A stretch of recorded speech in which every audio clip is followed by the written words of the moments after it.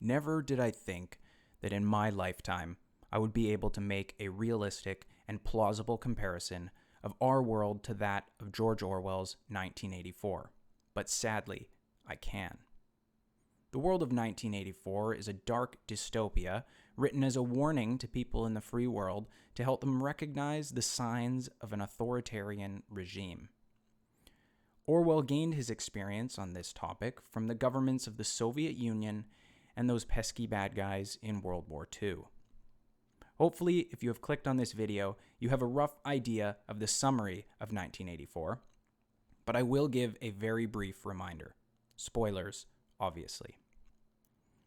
The book follows a man named Winston, a proletariat or working class man living in former Great Britain at odds with the nature of the authoritarian ruling party and his own views on privacy, love, freedom, and objective truth. Winston eventually believes he has worked his way into a group that opposes the party, only to find out that it was simply the party watching him all along.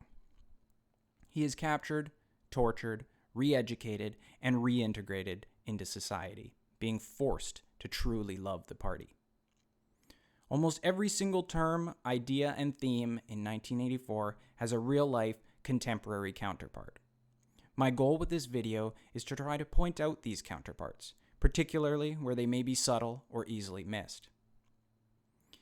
In the book, there is an organization called the Ministry of Truth, whose sole purpose is to create propaganda and alter historical records to coincide with the party's current claims. He who controls the present controls the past. He who controls the past controls the future. In our world, we have literal attempts to change history. Take, for example, an initiative like the 1619 Project, an attempt to rewrite the entire origins of the United States as a nation whose only goal was to protect slavery. Nothing but a bunch of lies and revisionist history. It is ahistorical nonsense, and yet many schools are now insisting on teaching it as real history. Many people nowadays think that the American Civil War was only about slavery, because this is the part that gets all the focus. All nuance is lost. The truth, the real truth, becomes irrelevant. Netflix removed the episode of Bill Nye the Science Guy where Bill tells us that our gender is determined by our chromosomes. The party is saying, no, we never said that. Likewise, other streaming services or creators have seen fit to quietly remove their own quote-unquote controversial episodes from TV shows. An example is an episode of a TV show called 30 Rock where a character paints her face black. These things have been erased from history. Once the people who literally remember them are gone, there will be little to no evidence of them ever having existed. In our modern times, we have professional fact checkers. You don't need to think for yourself. We'll think for you. Just trust Big Brother.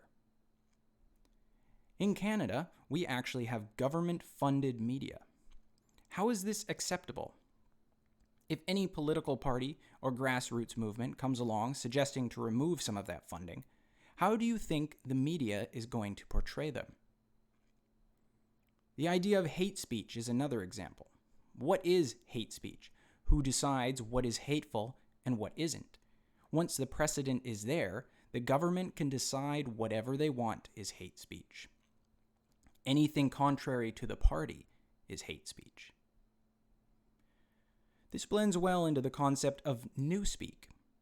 In Canada, we have more than just hate speech laws now. We actually have compelled speech, something Jordan Petersen has made his career speaking out against. For those of you who are unaware, you are required by law in Canada to use a person's preferred pronouns, whatever those may be. They are changing and controlling our language. The word racism has literally been changed to include an aspect of power. Orwell tells us that the purpose of newspeak is ultimately to change the language so that people no longer have the ability to articulate anti-party sentiment or even the capacity to disagree with the tenets of the ideology. You can no longer articulate or convey the idea of racism against white people due to the change in language. Language, the literal meaning of words, is being changed to fit a narrative. BLM is okay, but all lives matter is not. If you don't want a vaccine against the virus, you are an anti-vaxxer. The fact that you have received other vaccines and have no problems with them is irrelevant. Again, all nuance is gone. There is only the narrative. And again, the definition is changed to fit that narrative. Even things like Twitter represent a move to some kind of newspeak. The character limit imposes restrictions on the complexity of any kind of message you want to get across. YouTube removing dislikes is a step in the same direction, limiting your ability to express your view. Thought crime is one of the most well-known concepts from 1984, and this too is either coming or already present in our world. Some governments are trying to enforce their hate speech laws in your own private home. People are encouraged to rat out their friends and family. People are being encouraged to tattletale on friends and family who are going against the narrative of the virus. Apps have been made by governments in order to make it easier to notify them when you see a dissident. They are doing this to sow the seeds of suspicion among all of us. The more we are wary of each other, the less we are wary of them. Another concept closely related to thought crime is that of face crime. Face crime is basically your demeanor or behavior giving away the fact that you are guilty of thought crime. I find this idea terrifyingly similar to the common phrase, silence is violence. Your lack of vigor betrays your thought crime. I think this idea has become increasingly visible since the emergence of Trump. The secret Trump voter, the silent majority, people feeling the need to keep silent about their views is the very thing that gives them away. The mere fact that a person doesn't engage actively enough in the preachings of the party gives them away as an enemy. And of course, in the world of 1984, dissidents that are caught may become unpersons. To be unpersoned is to never have existed, to be erased from history. I've seen some examples in our world that are coming dangerously close to this. The removal of statues of prominent historical figures simply because they didn't agree with our modern sensibilities. The fact that all the good they may have done is irrelevant because they no longer fit the party lines. Another example of this is the PogChamp guy. Support the wrong protests and become unpersoned. The use of his face as a Twitch emote should have been irrespective of his views. But no, these people must be removed and must be hated. In the book, there's an idea of the 2 minutes of hate. Members of the party are encouraged to focus their rage to outside forces daily. A perfect opportunity to shift blame, provide an enemy, and of course, oust the dissidents.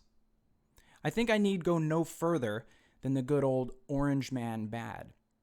Every single day, focused hatred and blame. Compassion and empathy are gone. There is no trying to understand the other side. They are just the enemy, deserving only of hate. Another well-known concept is doublethink, the ability to hold two contradictory thoughts without issue. The examples of this are truly numerous, but I'm going to try to stick to just a few. Years of unfounded Russiagate garbage, but then a few years later, the same people preaching that our elections are 100% secure. The hatred for capitalism, and notably Big Pharma, until now. Now, Big Pharma are our saviors, the good guys all along. My body, my choice, but only when it comes to abortions, not injections. Inflation is a good thing. Everybody knows inflation is not a good thing, but the party says it is, therefore, it is. This unquestioning loyalty leads into another concept. The idea of black-white, or 2 + 2 = 5. The idea that something is logically false, but because the party says it is true, than it is. You are just to trust Big Brother. Don't ask questions. The most disturbing example of this that I see is the idea the science is settled, that science even can be settled. This is logically impossible and idiotic, and yet it gets touted all the time. This is so incredibly disturbing to me. Science is not settled. It is never settled. Settling would be the exact opposite of science. And yet this gets repeated constantly and regularly by people who should know better. But it is doublethink. And lastly, our world has its own never-ending war. Sadly, I need to be careful about what I say on this topic, so I won't get into it too much. Suffice to say that though our war is biological, it accomplishes all the same things: redirection of animosity, scapegoating, and resource absorption. For the purposes of this video, I hope it is clear that I've left out much of the obvious similarities between our world and 1984. Things like constant surveillance and microphones everywhere, microphones we have invited into our homes, like Alexa and Google, and even our cell phones. Government data collection and overreach in privacy, evidenced by many three-letter type organizations. Increases in censorship and widespread cancel culture. The structure of the inner party versus the proles. Nancy Pelosi buys a mansion in Florida. Why not her own state? Perhaps because Florida is free. Rules for thee and not for me.